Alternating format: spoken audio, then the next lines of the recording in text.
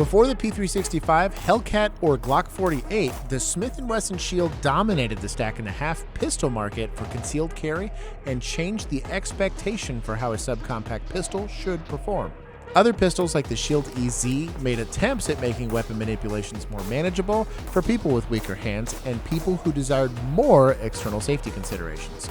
I think Smith & Wesson has quietly made, once again, one of the best shooting subcompact pistols in the segment. Here is our look at the E-Series CSX. But first, here's a quick word from our sponsors. Imagine a 9mm carbine with roller delay action just like Kraut Space Magic. Now imagine it didn't have garbage ergonomics.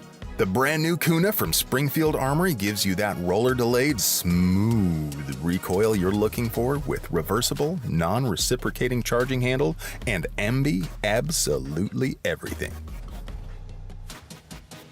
This all-metal, single-action-only 9mm pistol is a pretty large departure from what the rest of the segment is doing, and I do think it serves the niche well.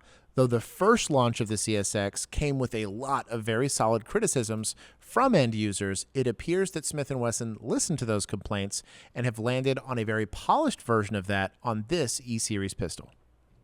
In the box, this comes with a 12, 15, and 17-round magazine with adapters to make the non-flush fitting magazines blend with the grip. I do like that they offer a magazine-based sleeve and grip module extension depending on how you want to bridge the gap between the grip and the extended magazine. Ours is the 3.6-inch barreled version, but they do have a 3.1-inch and California-compliant versions as well. All versions come with a pretty solid ambi-slide release and a way to swap the magazine release to the other side of the pistol for those lefties out there. The ambi safety is reminiscent of the Shield series of pistols in that it is easy to flip off and not easily or accidentally flipped on. While shooting it is great, if you're a weirdo like me and like putting the safety back on after shooting, it isn't easily done without changing something about your grip. The full metal design is extended to the sights, so it's already doing a bit better than Glocks in this category, and the rear and forward slide serrations are excellent. It has a large external extractor, which all good, reliable semi-autos do, and a window in the back of the chamber to act as a loaded chamber indicator. What is also underappreciated about this loaded chamber indicator is the integrated clear sight cut they did here. Basically, they have a cut in the slide near the ejection port that uses the loaded chamber indicator as a nozzle to direct escaping gases away from your optic. In one magazine, it won't matter, but in a 500-round class or over the life of the pistol, this should keep your optic glass from carbon buildup, which is an actual innovation, so props to Smith for that. They improved the trigger from the original CSX, and I found it as an easy 4-ish pounds with a clean, quick reset. How you pull the trigger has very little to do with how you hit the target, but having a shorter reset can prevent trigger freeze when shooting fast or under stress. Having a trigger set further back in the trigger guard with a shorter overall travel reduces the amount of input on the gun. With decent fundamentals, this does actually aid in accuracy. Per Smith & Wesson, they've reduced the trigger angle of pull by 40% to deliver this more linear pull. The front and backstrap texture are good, though I do wish it was extended throughout all of the touch points of the pistol. I could see it not being a preference for a lot of new shooters, but the more often you shoot, the more aggressive you tend to like grip texture. The slide does come optics ready for the RMSC footprint, but you do lose the rear sight in the process. I religiously keep backup irons on my guns, so this is a con for me, but given the profile of the gun, I can see why they had to make this design choice. The whole pistol has the trademarked Armonite finish on the stainless steel slide and aluminum frame. This is a solid finish that does well on almost all of Smith & Wesson's products. This is a single action only pistol, so the serrated combat hammer is a good choice, and they integrated a decent little beaver tail on the back to protect you from hammer bite to allow for you to get a higher purchase on the pistol. My only gripe is that if you have a larger hand, you might have the slide run into the webbing of your thumb, depending on how you grip the pistol. I suspect they try to get the bore axis as low as possible on this to help with recoil management. Though this is executed well, this definitely shoots comfortably despite its diminutive size. It's right on the line for usability for people with larger hands. With an MSRP of $699, it's far from the cheapest offering in its class, but it is closer in feature set and feel to the Staccato C2 than most other pistols in the category, while being almost a quarter of the price. So now that you've gotten our more curated thoughts on the pistol, what was it actually like to shoot it? Right off the top, I'm going to go and just tell you that it was good. I do think that there are going to be some individual gripes some people might have about it. I know I have a handful of mine, but overall, it actually really surprised me at how well it shot. Out of the box, the first noticeable thing was the weight. It is a little heavy for its size, but I think that's not necessarily a bad thing. A lot of companies will kind of do this balancing act between light enough to where it's not, pulling your pants down while you're carrying it, heavy enough that it's not, impossible to control under recoil. Yep. And I think Smith & Wesson kind of nailed that balance on this gun. Well, it managed to accomplish really the reason why stuff like the Ramjet and compensators like that have become really, really popular on subcompact Is guns. to tame that recoil. Yeah, they are very flippy guns. The original P365, the tiny version of it, it's kind of miserable to shoot. They ended up coming out with a compensated version of that. Literally, Radian has made an entire business model out of making those more shootable guns. This, with none of that present, kind of crushed. I mean, the Mete Prime is the one that I can think of that's kind of close in size. That's understandably bigger than this, but has crazy aggressive porting on that. It's got like 4 different. That thing is basically ports. a concealed carry race gun. Yeah, it's kind of wild. I do think the trigger's probably a little cleaner on the MC9 Prime, but this it's just so small. It gives you a lot of those feels while being really, really small. There's also, for being a hammer-fired gun, some safety considerations they made in this. We'll kind of get into it later in the video. But I thought for a single-action-only pistol, it did incredibly well. But from a form factor, this is a lot smaller. It's all metal, which does help on some of the things on it being... I think it lends it to a little bit more accuracy. That's going to be more dependent on the shooter than it is the gun. But just moves a lot less in your hand. And just the profile of it. On the flush-fitting magazine, this is as small as you could probably make a pistol, and it'd still be reasonably But it's not safe. like super small. Like I would kind of put it in like the Glock 19-esque where like you can kind of get your pinky on. You can, it's kind of hanging off a little bit. Right. You're like half on, half off. The 15 plus 1 feels like a Glock 19, in my opinion. The 17 plus 1 almost feels like a 17 in your hand, literally. This flush-fitting mag, it's right on the verge of almost too small for me personally. For concealed carry, it's probably rad, especially when you get, like, I know they have a 3.1 inch version. This is the longer barreled version. Well, and that's typically the thing's consideration. tiny. If it's a concealed carry gun, a lot of times when you're printing, what you're going to see printing is almost always going to be the grip or the magazine, depending on how long that grip or magazine is. So giving you the option out of the box, it comes with 3 different magazines. So if you want like a flush fitting mag, maybe a little bit more extension, or like the full, the full extended magazine. Stuff, yeah. I think that it's cool that they give you those options, and it's easy enough to get like a Neo mag, holder and have that spare mag in your pocket. But I think out of the box, this makes a really interesting option for concealed carry. Especially for people who have like weaker hands. Smith & Wesson has been pretty good about kind of addressing that with their EZ series on some of their shield lines. Sometimes, people with arthritis, older people might have a hard time charging that slide.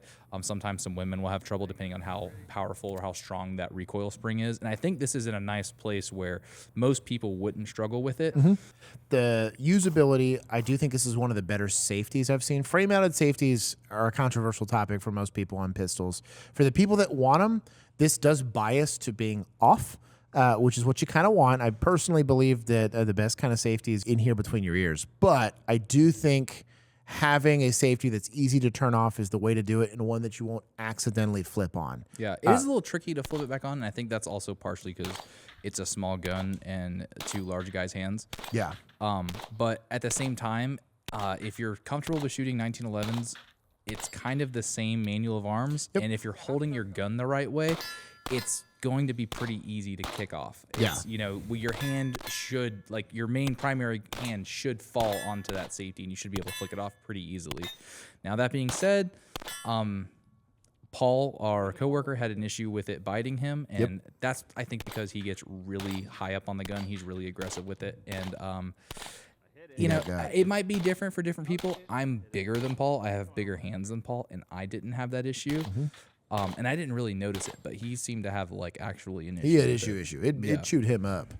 The ambi slide release and slide lock lever is very good on this. It's not as exaggerated. Walther has some like aggressive ones on some of their pistols. Yeah. This is kind of somewhere in a happy medium. The magazine release is swappable. It's weird because you don't just take the same one and flip it. They just have a separate one in the box, which I think is cool. They do have also swappable back straps in case that's something that you want to do. The most interesting part of this, from an end user standpoint, was the takedown. If I had a big gripe on this, on the takedown, we've shot almost every gun under the sun, take them apart to clean them, just so we can see and experience it. This was hard. Because of the way that this gun is designed, the takedown procedure needs you to visually see something here while also trying to thread the needle on this side, making it a little more difficult and requiring a higher dexterity roll than most pistols require. While discussing the takedown for the CSX, we realized that there's one issue. The takedown notch, if you want to call it that, here on the slide, you basically have only a tiny little area here where they actually line up. But while you're looking at this, you can't apply enough pressure to this back pin that you're supposed to be pushing in to actually disassemble it. So what we figured out was the easiest way to do this. Take your thumb underneath this beaver tail. If you have an optic, this is going to make this a lot easier. You want to line up. There's two different ledges here, right? There's this ledge and this ledge. It's the ledge where Smith & Wesson is marked on your gun on the ejection port side. Somewhere here in the second serration on your front serrations, if you just wiggle it within that area while applying pressure to this, you don't have to push terribly hard because you don't want to mess it up. It should come out of it. There it is. It will make takedown a little bit easier on your CSX so you don't end up with an idiot scratch like I just did to Smith & Wesson's gun. The Staccato HD had almost an identical takedown procedure to this. Yeah. So that if it's good enough for them, it's good enough for Smith & Wesson, right? But it is not compared to a Glock or compared to like the other pistols in the MMP line, the 320s. Yeah. If you're used to that, this is going to be a pretty decent departure from that. I think the coolest feature on this gun was the clear sight cut on the breech of this gun. If they have a great demo of this actually working, but basically the Smith & Wesson has had for years now. It's just a little hole they cut at the top of the chamber as a loaded chamber indicator. Yeah, so you don't have to like rack your slide or pull Nothing. it. You just kind of look down. Do I see brass? Yes, cool. Well, they took that same cut and right up against it, there's a breech face there. They made just a little divot on it, and what it does, it actually diverts the gas away from your optic. And on one round, doesn't matter. On 100 rounds, maybe it starts to matter. There's been many a time I've gone out to shoot a comp, and by the end of it, you're having, or even halfway through it, you're having to like wipe off or put some kind of solvent on your lens to try to get that carbon off. And sometimes it's different. Sometimes you have optics that sit a little bit further back from the breech face. But this is the first time I've seen somebody like deliberately put some kind of geometry there to like just redirect that gas away from the optic. And like looking at it, it's kind of like, well, duh. Yeah, why wouldn't everyone do that? But it's a cool innovation. The gun's already a pretty radical departure from almost everybody else that's out there. That was something that I was like, this is one of those easy, no-brainer. I'm kind of mad I didn't think about it and patent it myself. Kind of the other thing, too, is this is a single-action-only pistol. This is a Series 80s-ish is the best way we could describe it. They did improve this trigger. One, the reset is better. I did notice this. I have shot the original CSX. I also kind of like the little trigger safety that it comes with. Yeah, the dingus that there has been historically this feature being absent on some pistols and having a gravity-assisted trigger pull, which is what we not want. This blade prevents that from happening. But it does have a basically a lifter like you would on a Series 80 single action trigger that as you pull the trigger, it starts to push that lifter up and it pushes it into a plunger like you have on pretty much every striker fired gun out there. Asterisk, a plastic plunger. Yes, that's one of the only other complaints I do have. I don't know why it went with plastic. Some Smith & Wesson engineers going to tell me I'm an idiot. But I do like, if you're going to go single action only, this is going to be a lighter trigger. There's way less travel on this trigger. Could pull this next to a 365 or even the Shield or any of those guns, and there's way less trigger movement to get this gun to go bang, which is a good thing. But the external ambidextrous safety and then having a Series 80-ish kind of trigger in there. Yeah. This is a perfectly drop-safe gun. I know they got on the California approved roster, which you have to be drop-safe in that category. I know we're saying Series 80 a lot here. I want to be clear. This is not a 1911 trigger. Yeah, it's not. But it is better, I would say, at least in my opinion, than a lot of the striker-fired guns in this category. Yes. Only other gripe I have, it is cut for an RMSE footprint, but due to the nature of the RMSE footprint and how little space you have between where the hammer interface is on the back of the slide and this like weird optic cut thing they got going on, you do lose the rear sight. If you're using this gun for what it's intended for, you kind of don't need a rear sight. If 7 yards and in, which is a majority of self-defense shootings, You don't need sights at all. you can point shoot this with the front sight and be pretty accurate. It's not ideal. Again, you have the red dot as your primary and you have that single front post as your secondary. I know for some people they're not going to feel comfortable with it, but if you actually try shooting with just a front sight, it's not that bad. Well, and this is a gun. What's unique about this? It is a gun that is perfectly capable of doing 50 yards an hour. Yeah, We were crushing it. I did not feel limited whatsoever, despite its small size. But ultimately, this is designed by Dimensions to be a deep concealed gun or a concealed carry gun that you just will never leave at home. I think it serves that purpose really well.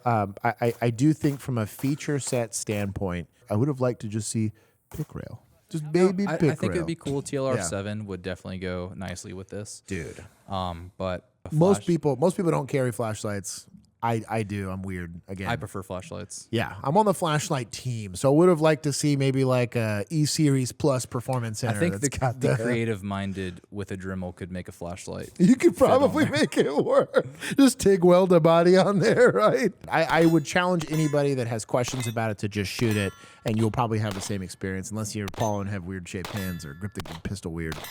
For some people, I understand the discussion of I don't have the skill level to operate a manual safety. There are people out there that just can't do it, and I understand that. You're asking too much out of yourself. So I think it's cool, and especially for people that are in the market, they want the frame-mounted safety.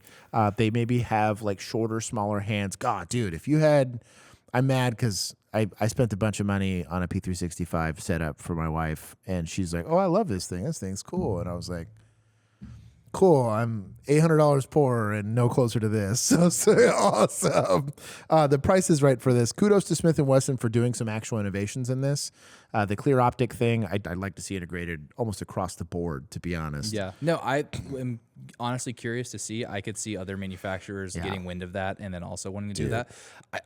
It might be out there. Someone else might be doing something similar, but this is the first time I'm seeing it. When I Googled it, almost all the M&P pistols had the same thing. Really? A lot of their newer guns, they're all running this like clear sight cut.